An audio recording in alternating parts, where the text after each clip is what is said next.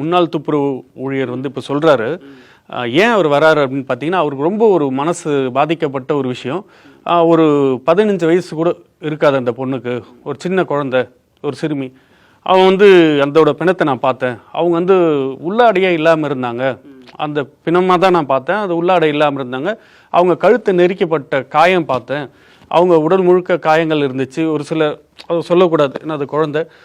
அந்த மாதிரி இது. அதே போல் மறைவிடத்துலலாம் அவங்களுக்கு நிறைய காயங்கள் இருந்தது. அப்போது வந்து இது கொடூரமாக இருந்துச்சு. இதே போல் அதுக்கு அடுத்து ஒரு சில நாட்கள்லேயே வந்து பார்த்திங்கன்னா, இன்னொரு பொண்ணு வந்து 17 வயசு பொண்ணு இருக்கும்.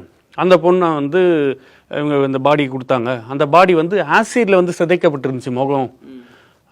அது வந்து ரொம்ப கொடூரமாக இருந்துச்சு. அதே போல் அந்த பள்ளி மாணவி பார்த்திங்கன்னா, அந்த 14-15 வயசு பள்ளி மாணவி அந்த சீருடையோட அந்த புத்தக பையோடு புதைச்சிருக்கு. அந்த இடமும் என்னால் அடையாளம் காட்ட முடியும்.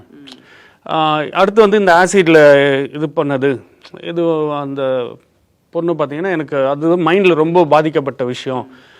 அதனால தான் வந்து எனக்கு தூக்கமே இல்லை. அதனால தான் இந்த ஸ்டேட்மெண்ட்டை நான் இப்போ வந்து சொல்கிறேன் அப்படின்னு சொல்லி அவர் சொல்லியிருக்காரு.